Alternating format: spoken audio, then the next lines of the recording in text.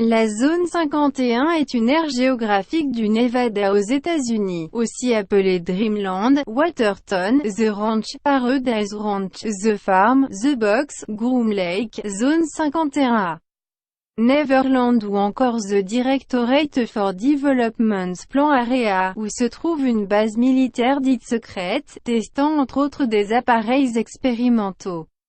Elle est mentionnée pour la première fois sur des documents officiels américains déclassés fréquemment à son compte pour élaborer diverses théories conspirationnistes suggérant des relations secrètes entre l'armée américaine et des extraterrestres.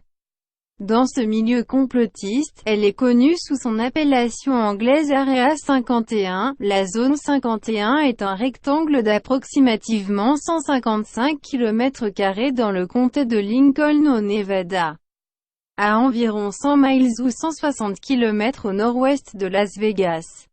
Elle fait partie du vaste, 12 140 km², territoire de l'USAF de Nellis Air Force Range AFR. La zone 51 est formée principalement de la vallée et Migrant Valley, bordée par les chaînes de montagnes Groom et Papoose, au nord et au sud, respectivement, et des collines Jumble Hills, à l'est. Entre les deux chaînes se trouve le lac Groom, 37°16'05 N, 115°47'58 ouest, un lit de lac asséché d'environ 5 km de diamètre. Du côté sud-ouest du lac, 37°14'00 N, 115°49'00 O. Il y a un aéroport militaire avec des pistes d'atterrissage bétonnées, dont une, désaffectée, se poursuit sur le lit du lac, et 4 pistes en terre battue sur le lac lui-même. La zone 51 a 5 pistes opérationnelles. La principale étant la 14L32R.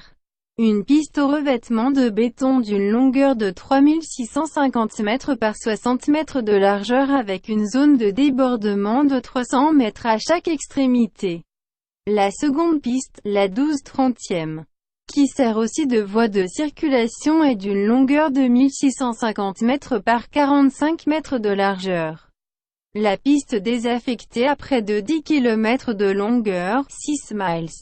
Sa surface est bétonnée sur près de 3800 mètres, asphaltée sur 3400 mètres, et 1600 mètres et 800 mètres d'asphalte en piteux état aux extrémités nord et sud, respectivement.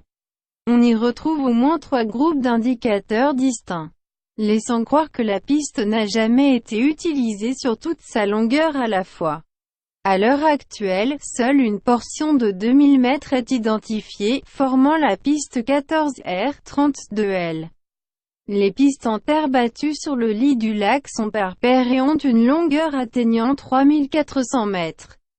Elles servaient lors de forts vents contraires. À l'ouest des pistes se trouvent de nombreux hangars pouvant accueillir des avions de diverses tailles, des ateliers, le terminal des avions Janet, des dortoirs pouvant héberger plus de 1000 personnes, un gymnase avec piscine, une cafétéria, divers bâtiments administratifs et même un terrain de baseball. À l'extrémité sud de la base, il y a une carrière permettant de fabriquer sur place le béton nécessaire à la réfection des pistes et la construction de nouveaux bâtiments. Plus au sud encore, se trouvent des bunkers où sont entreposés les armements. À l'extrémité nord de la base, sur les rives du lac asséché, se trouve une panoplie d'antennes radars de divers modèles. Un peu au nord-ouest du terrain de baseball, se trouvent les tranchées, maintenant remblayées, où jadis on brûlait les déchets. La zone 51 partage sa bordure ouest avec la zone Yucca Flats du site d'essai du Nevada, NTS. L'endroit où le département de l'énergie des États-Unis a effectué une bonne partie de ses essais nucléaires en 1951. Le dépôt de déchets nucléaires de Yucca Mountain est à environ 65 km au sud-ouest du lac Groom. La zone est reliée au réseau routier du NTS, avec une ou des routes goudronnées, asphaltées ou bitumées vers le village de Mercury et les Yucca Flats du côté nord-ouest. Sur la rive nord-est du lac, la Groom Lake Road, une route de terre en bon état, serpente à travers les collines Jumbled Hills. Groom Lake Road est l'ancien chemin qui conduisait aux mines dans la chaîne Groom. Il a été amélioré depuis la fermeture des mines. Son cours tortueux passe par une guérite, mais le périmètre de sécurité entourant la base s'étend 1 km plus loin vers l'est.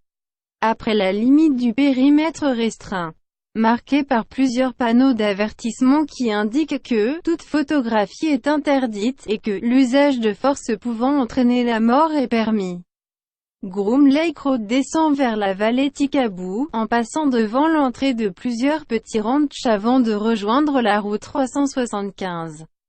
Baptisée Extraterrestrial Highway, autoroute des extraterrestres, au sud du village de Rachel.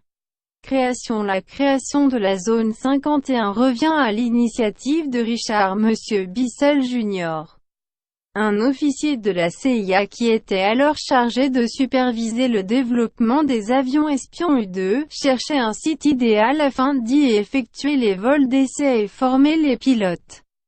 Il repéra pour la première fois la zone lors d'une